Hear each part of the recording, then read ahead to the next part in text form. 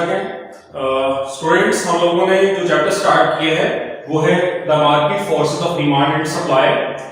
तो students, last lecture के अंदर मैंने आपको बताया था कि मार्केट फोर्सेस में हमने दो लोगों के बारे में पढ़ना है, क्योंकि मैंने आपको बताया था कि जो मार्केट है वो दो लोगों के कॉम्बिनेशन को कहते हैं। स्टूडेंट्स, मैंने आपको बताया था कि उसमें से एक सेलर होता है और एक बायर होता है, यानी एक चीज को खरीदने वाला है और एक चीज को बेचने वाला। तो अगर हमें मार्केट को डिस्कस करना है तो हमें इन दोनों को पहले पढ़ना पड़ेगा। लास्ट लेक्चर में भी मैंने आपको ये बताया। तो लास्ट लेक्चर के अंदर स्टूडेंट्स हम लोगों ने बायर से रिलेटेड पढ़ा था और मैंने आपको कहा था कि अगर हमें बायर से रिलेटेड पढ़ना है तो हमें डिमांड के बारे में पढ़ना पड़ेगा, जो कि हम ऑलरेडी पहले पढ़ चुके हैं। तो आज स्टूडेंट्स हम लोगों ने जो पढ़ना है वो सेलर के पॉइंट ऑफ व्यू से पढ़ना है। तो मैंने स्टूडेंट्स आपको बताया था कि इकोनॉमिक्स के अंदर जब हमने सेलर के पॉइंट ऑफ व्यू से पढ़ना है तो उसके लिए जो टॉपिक हम पढ़ेंगे वो क्या कहलाता है? सप्लाई। तो स्टूडेंट्स, आज हमारा जो टॉपिक है वो सप्लाई है। तो आज हमने सप्लाई के बारे में पढ़ना है। तो सबसे पहले हम सप्लाई के बारे में देखते हैं कि सप्लाई कहते हैं किसे कहते हैं। तो सप्लाई की डेफिनेशन होती है students, supply means quantity of commodity offered for sale in the market at a certain price during a given period of time। तो स्टूडेंट्स, सप्लाई किसे कहते हैं? Supply means quantity of commodity. यहां पे भी क्वांटिटी ऑफ कमोडिटी यानी चीज की वो मिकदार होती है ऑफर्ड फॉर सेल, जिसको हम कहां पे ऑफर कर रहे होते हैं? सेल करने के लिए ऑफर कर रहे होते हैं इन द मार्केट, मार्केट के अंदर एट अ सर्टेन प्राइस, एक मखसूस कीमत पर, during a given period of time, एक मखसूस वक्त में। मैं स्टूडेंट्स आपको एक एग्जांपल से समझाता हूं कि फर्स्ट करें कि एक प्रोड्यूसर, एक मैन्युफैक्चरर 100 केजी राइस सेल कर रहा है एट द रेट ऑफ ₹10 पर केजी। अब स्टूडेंट्स, जो सेलर है वो कितनी क्वांटिटी मार्केट में सेल कर रहा है राइस की? 100 केजी, और प्राइस कितनी है? 10। तो स्टूडेंट्स, मैंने लास्ट टाइम भी आपको कहा था, जब मैंने आपको डिमांड का टॉपिक पढ़ाया था, मैंने आपको कहा था कि जैसे डिमांड के साथ प्राइस का होना जरूरी है, इसी तरह स्टूडेंट्स सप्लाई के साथ भी प्राइस का होना जरूरी है। तो ये 10 रुपीस हमारी क्या होगी? प्राइस। लेकिन वो मार्केट में कितनी प्रोडक्ट सेल करने के लिए लेकर आया है? 100 केजी। तो ये जो 100 केजी क्वांटिटी है जो वो सेल करने के लिए मार्केट में लेकर आया है, ये उस प्रोडक्ट की क्या कहलाएगी? सप्लाई। तो स्टूडेंट, सप्लाई किसे कहते हैं? सप्लाई वो क्वांटिटी होती है जो सेलर मार्केट में सेल करने के लिए लेकर आता है, या मार्केट में सेल करने के लिए मार्केट में लोगों को ऑफर करता है। वो जितनी क्वांटिटी मार्केट में सेल करने के लिए ऑफर करता है स्टूडेंट्स, वो क्या कहलाएगी? सप्लाई। स्टूडेंट, इसमें एक चीज बहुत इंपॉर्टेंट है जो अक्सर स्टूडेंट गलत कंसीडर कर लेते हैं, इसको मैं थोड़ा सा आपको बताता हूं। फर्स्ट करें कि अगर हम ये कहें कि सेलर ने टोटल जो चावल थे वो प्रोड्यूस किए थे 1000 केजी, ठीक है, और उसमें से वो सेल करने के लिए लेकर आया है 100 केजी, और बाकी 900 केजी उसने अभी मार्केट में ऑफर नहीं किए। तो स्टूडेंट्स, जो हमारी सप्लाई है वो 1000 नहीं होगी, आपने याद रखना है। तो सप्लाई हमेशा उतनी क्वांटिटी होती है जितनी वो मार्केट में सेल करने के लिए लेकर आया। तो 100 केजी उसकी सप्लाई होगी। ये जो 900 है जो उसने बना तो ली है लेकिन अभी वो ऑफर नहीं कर रहा, ये उसका स्टॉक कहलाता है। तो स्टूडेंट्स, ये आपको याद रखना है। इससे बहुत से स्टूडेंट्स ये समझते हैं कि एक मैन्युफैक्चरर जितनी क्वांटिटी किसी चीज की बना लेता है वो सारी सप्लाई हो जाती है, तो ऐसा नहीं है। तो सप्लाई हमेशा उतनी क्वांटिटी हम कंसीडर करेंगे जितनी क्वांटिटी वो मार्केट में सेल करने के लिए ऑफर करता है। तो स्टूडेंट्स, ये आपने याद रखना है, ठीक है। तो हमने सप्लाई के बारे में पढ़ लिया।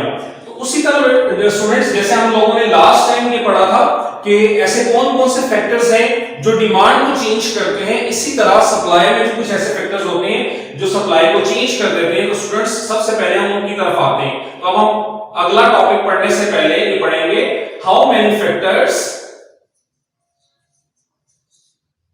व्हिच अफेक्ट्स ऑन सप्लाई, ठीक है। ऐसे कौन कौन से फैक्टर्स हैं जिनकी वजह से सेलर सप्लाई को चेंज कर देता है, ठीक है। पहला फैक्टर हम स्टूडेंट्स डिस्कस करते हैं। लास्ट टाइम डिमांड की तरह यहां पर भी पहला फैक्टर स्टूडेंट्स कौन सा है?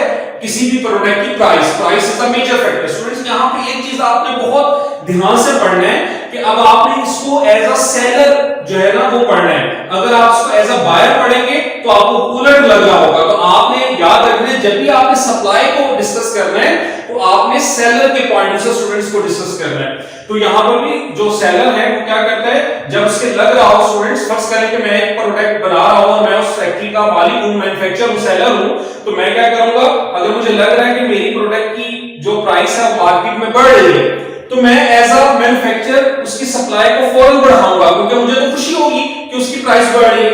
और अगर मैं जो मार्केट में चीज प्रोड्यूस कर रहा हूं अगर उसकी प्राइस कम हो रही है तो मैं फौरन उसकी सप्लाई को क्या कर दूंगा, कम कर दूंगा, ताकि मुझे नुकसान कम से कम हो।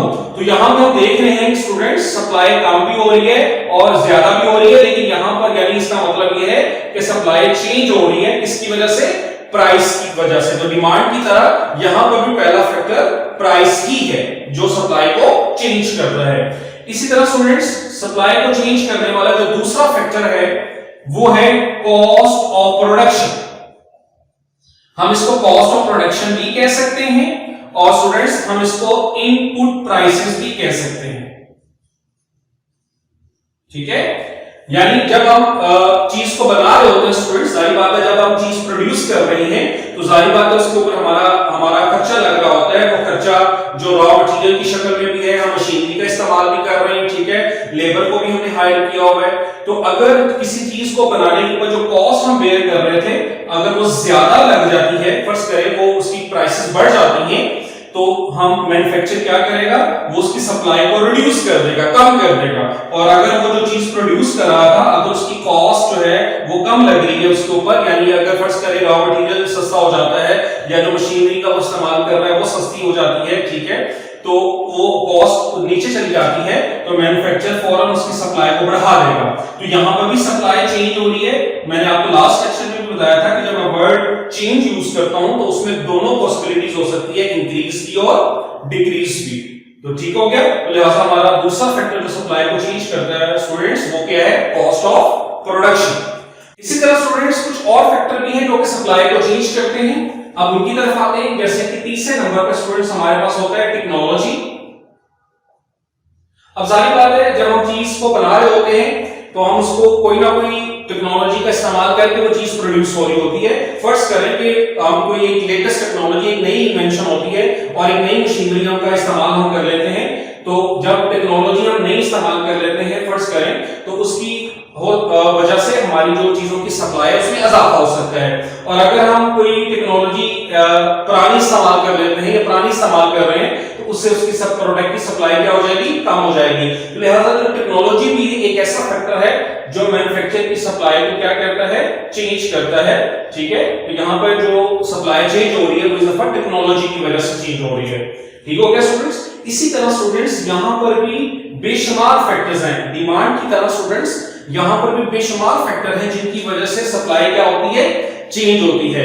तो हमने ये सारे फैक्टर नहीं पढ़ने होते। जैसे मैंने आपको डिमांड में ही बताया था कि डिमांड में भी हमने सिर्फ प्राइस के साथ ही उसका रिलेशन पढ़ा था। इसी तरह स्टूडेंट्स यहां पर भी हमने सप्लाई का रिलेशन भी सिर्फ एक ही फैक्टर के साथ पढ़ना होता है, वो कौन सा है, प्राइस। और अगर हम प्राइस और सप्लाई का ये रिलेशन देखें, ठीक है, जो कि हमें नजर आ रहा है यहाँ पे, तो बेटा ये मिलकर एक लॉ बना देता है जिसको हम कहते हैं लॉ ऑफ सप्लाई। तो आज का हमारा पहला टॉपिक है लॉ ऑफ सप्लाई। जैसे लास्ट टाइम हम लोगों ने स्टूडेंट्स वहां पे पढ़ा था लॉ ऑफ डिमांड, तो यहाँ पे क्या आ जाएगा, लॉ ऑफ सप्लाई, ठीक है।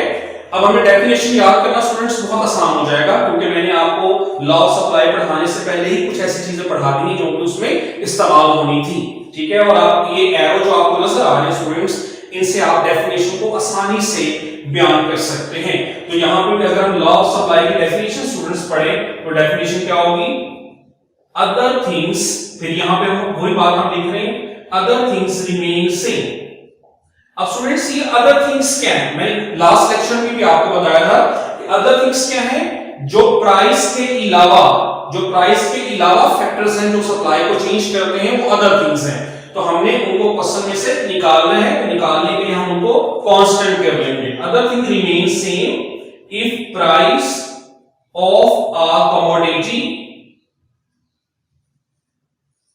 increase,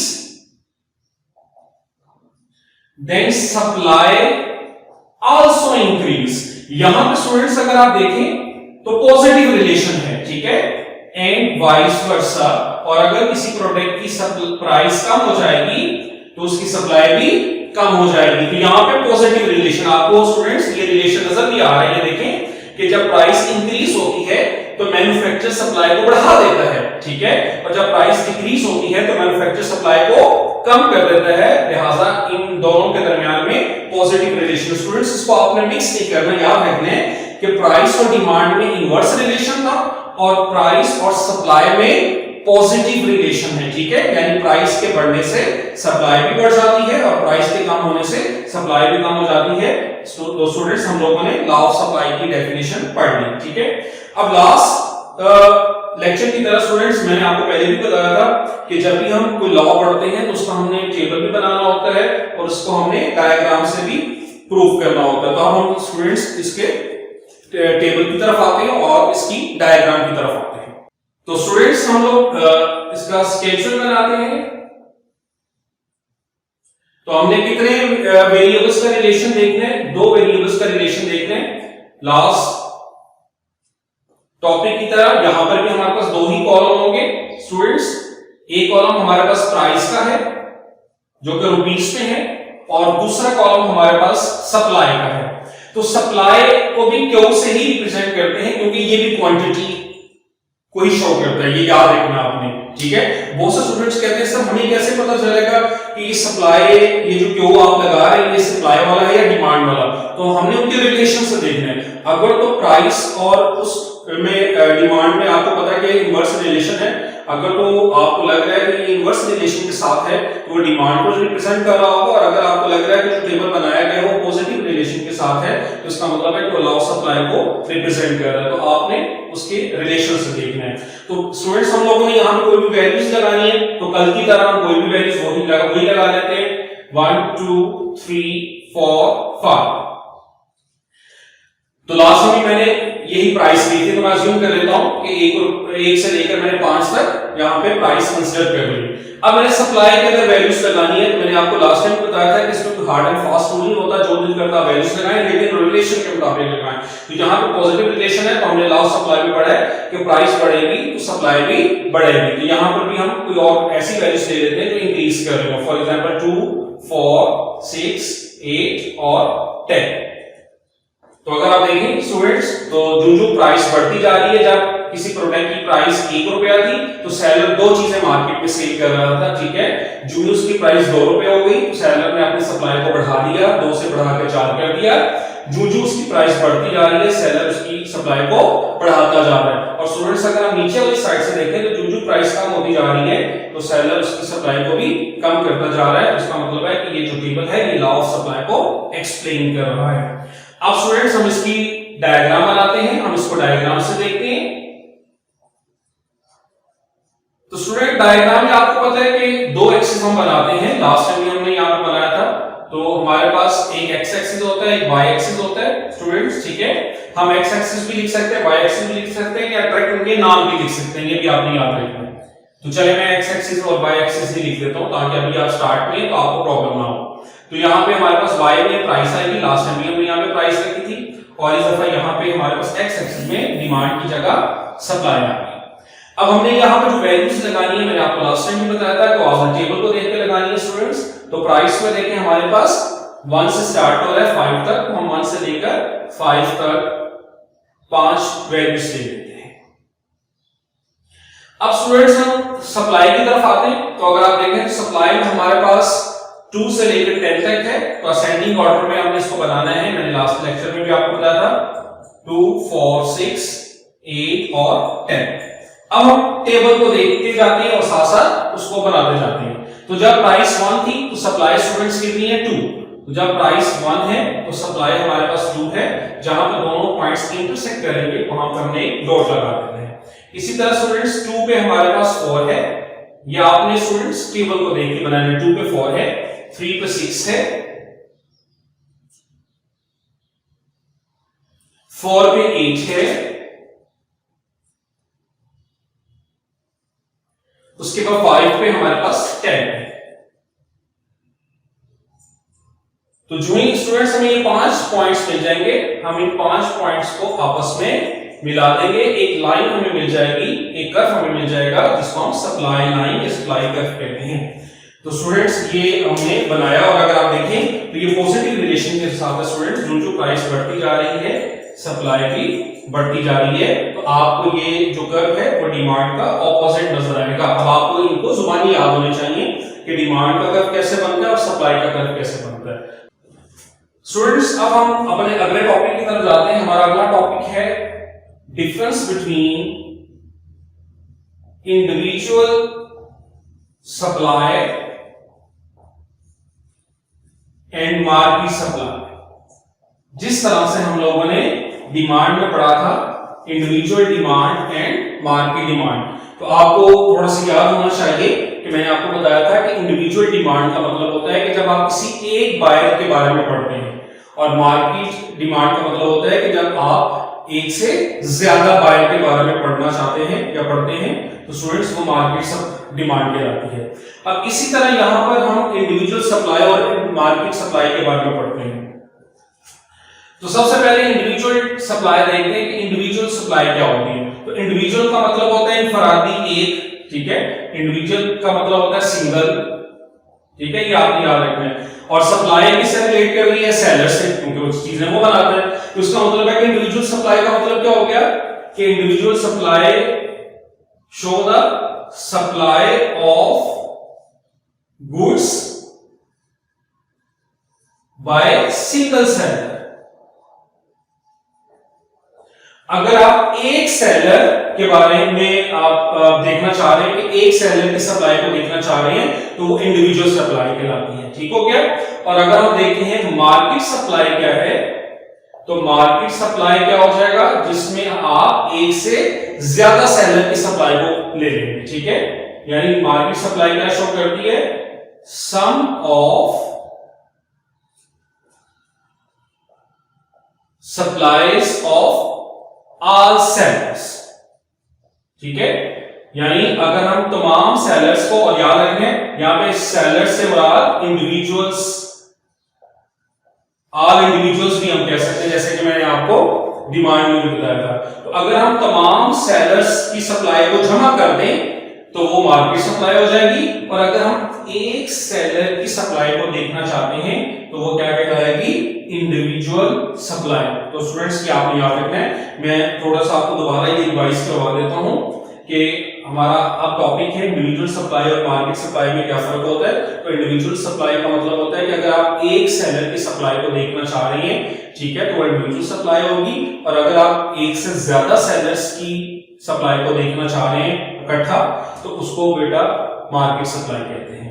तो इंडिविजुअल सप्लाई का जो टेबल और डायग्राम है स्टूडेंट्स, वो आपने वही बनाना है जो हमने लॉ ऑफ सप्लाई में बनाया, क्योंकि लॉ ऑफ सप्लाई में हम एक सेलर के बारे में ही पढ़ते हैं। और मार्केट सप्लाई के लिए जो टेबल और डायग्राम बनाना है वो स्टूडेंट्स मैं आपको समझाता हूं कि हम किस तरह से उसको बनाएंगे, ठीक है।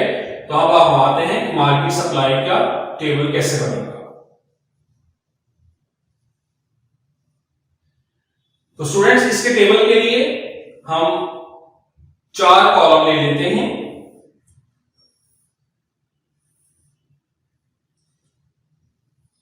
ठीक है। पहला कॉलम हमारे पास प्राइस का हो गया जो कि रुपीस में है, ठीक है। दूसरे नंबर पे हम सप्लाई लेंगे, सप्लाई ऑफ मिस्टर ए। चलिए इस हम ए कह देते हैं, हम ए की सप्लाई को ले लेते हैं। ए यहां पे सेलर को रिप्रेजेंट करता है, तो पहला सेलर हमने ए कंसीडर कर लिया।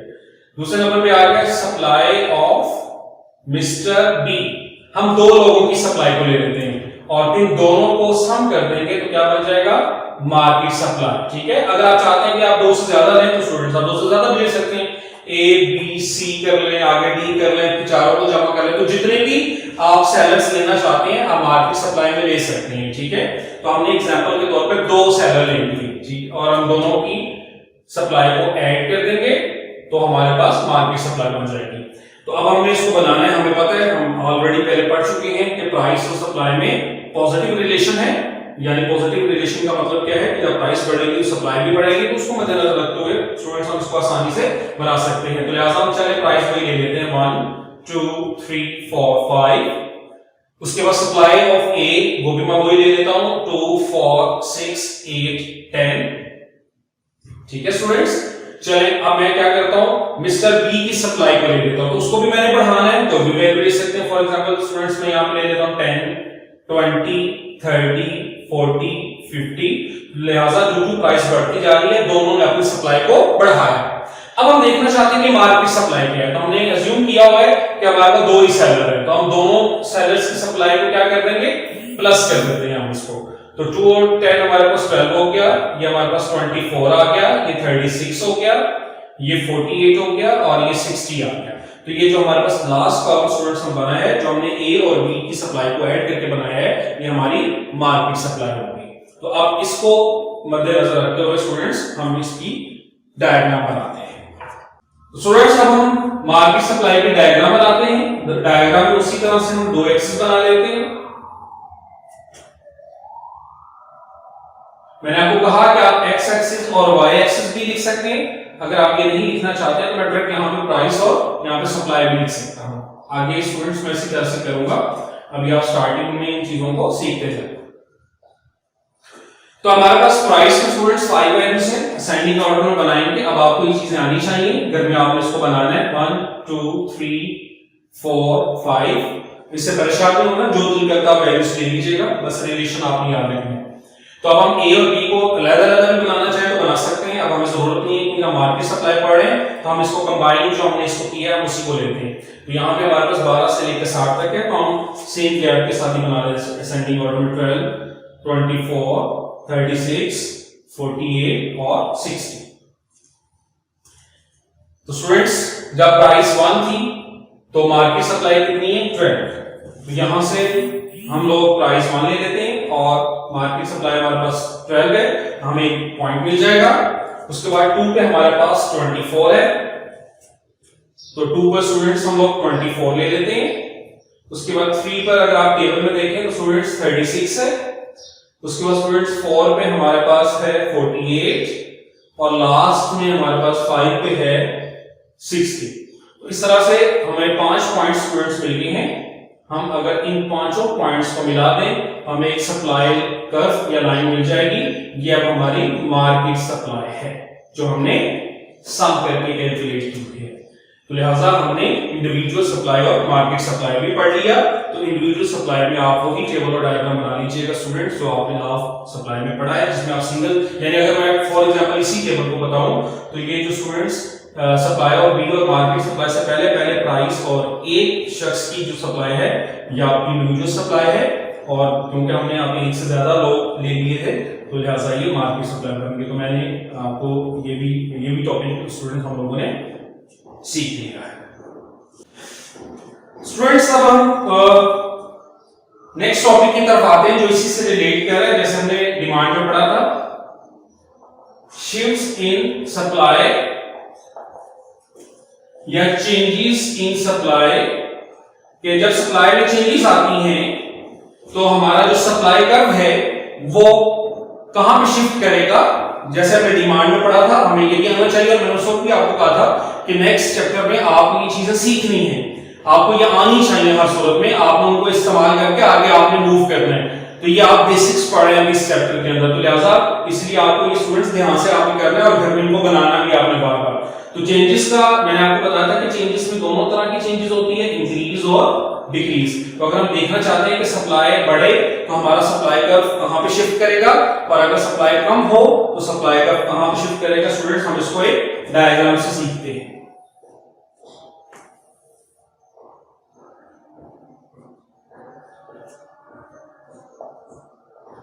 स्टूडेंट्स प्राइस हमारे पास है, अब ये चीजें हमें वैसे याद हो जानी चाहिए। सप्लाई है स्टूडेंट्स, अब हम एक जनरली सप्लाई कर्व बना लेते हैं, हमें जुबानी याद होना चाहिए कि सप्लाई कर्व किस तरह से बनता है। ठीक है, ये मैंने एक सप्लाई कर्व जनरली सा बना लिया। ठीक है, अब अज्यूम करते हैं कि किसी भी वजह से जो सेलर है वो अपने प्रोडक्ट की सप्लाई को बढ़ा देता है। जो भी वो अपने प्रोडक्ट की सप्लाई को बढ़ाएगा तो यहां पर भी सप्लाई कर्व राइट साइड पर शिफ्ट कर जाएगा।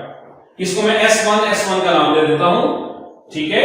यानी ये जो मैंने आपको बताया, ये क्या बताया मैंने आपको, इंक्रीज इन सप्लाई। अगर सप्लाई बढ़ती है तो हमारा जो सप्लाई कर्व है वो राइट साइड पर शिफ्ट कर जाएगा। तो राइट साइड पर शिफ्ट करने का मकसद उसमें इजाफा है, ये स्टूडेंट्स याद रखें। और हम अज्यूम कर लेते हैं कि किसी वजह से सेलर सप्लाई को कम कर देता है।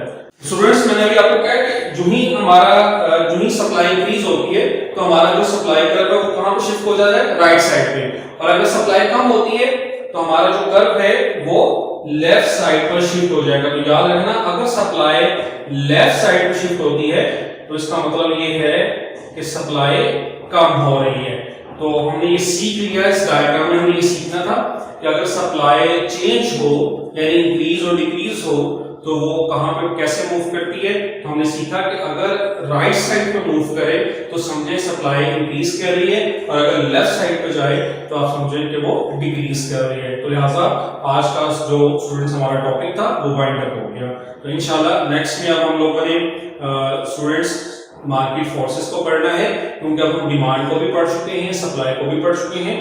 अब हमने इन दोनों को कंबाइन करना है। कंबाइन करने के बाद हम इनकी इक्विलिब्रियम कैलकुलेट करेंगे। तो नेक्स्ट लेक्चर में इंशाल्लाह मैं आपके साथ वो कम्युनिकेट करूंगा। Thank you.